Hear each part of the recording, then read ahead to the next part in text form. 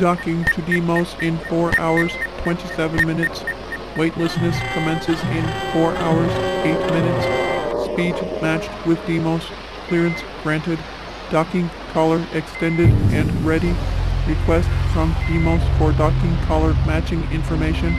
This information is classified and must be transmitted manually. Please advise. Please advise. I had no idea what our docking collar info is. Where would I find it?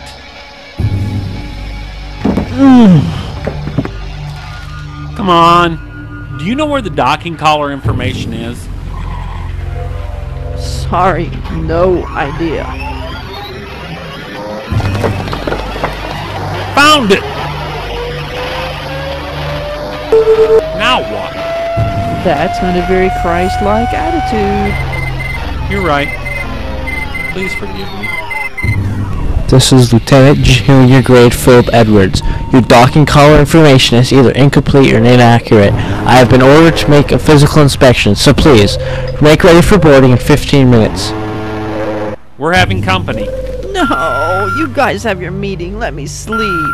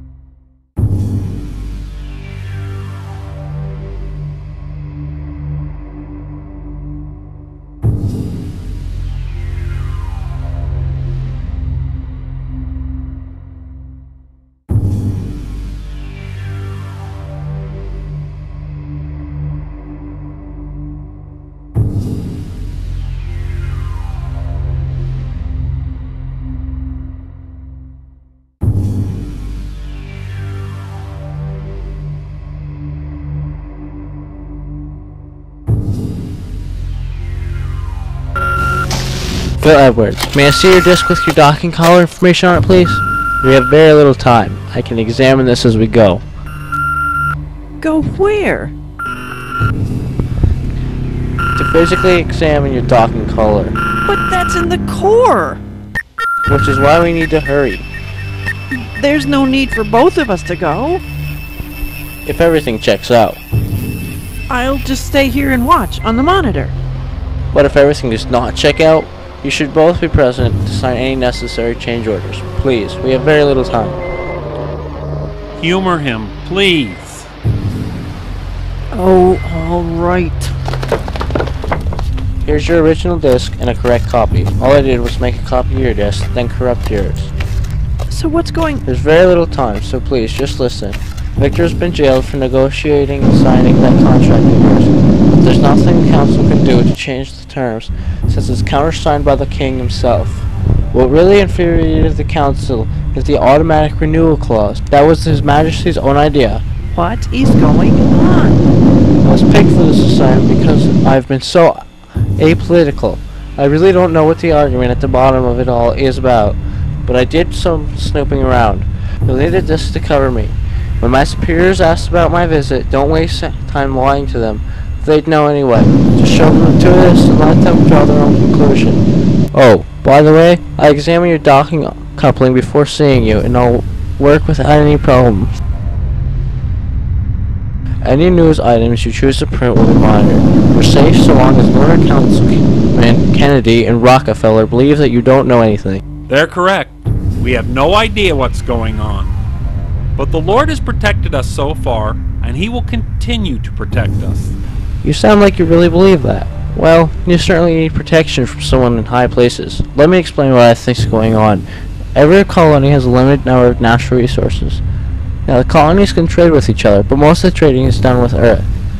And that means almost everything that we mine, make, or buy comes to the original lunar colony. Sure, there's been some expansion, but it was so expensive that the governments had to finance it. So the government owns everything. Oh, there's some real small private businesses, but the government owns everything that's important. And no one had a choice. The council talks about how free we are because we can vote for anyone we want. The only people who have any money are the ones that do everything the government tells them. And even some of them wind up like your friend, Victor. A friend that I haven't even seen for over a decade. Believe me, he really is your best friend. So, what can we do to help him? Listen to this tape. The first voice you'll hear is Councilman Kennedy. The next one is Councilman Rockefeller. This was taped by the king in a closed meeting of the entire council.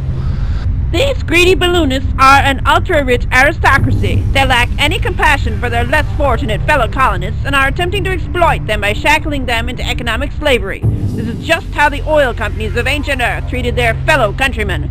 We must not allow these misers to repeat this shameful dark age. If we act now, before it is too late, we can protect the many who depend on us from the dreadful pit of economic slavery. Every moment we delay, the insidious poison of greed gnaws more deeply at our fellow colonists. We fled the ravages of greed-hardened Earth and her wars. Wars which fueled the unholy passions and lusts for other people's property. If we allow these same lusts and passions to be rekindled in the imperial realms, then we can expect nothing better than a repeat of the wars of history's cruelest tyrants. We will languish in the cold, passionless grip of greed. If these balloonists had paid their fair share of taxes, then they would be unable to exploit their fellow colonists in this way. It is not too late, even at this dark hour. Every minute we delay, every day we falter, brings us that much closer to the bloodshed of senseless greed from which our founders, in their wisdom, hoped to shield us. Now this is just my idea, but I think that they're afraid of the hope that you give people. You don't owe anything to the government. Take their money because you have to, but don't sell out to them. You want to help Victor? Leave as soon as possible and keep going back as long as you have strength. Finance as many independents as you can. Take your children with you. You don't want to leave any potential hostages. As long as you keep going, we're winning. Please, don't quit.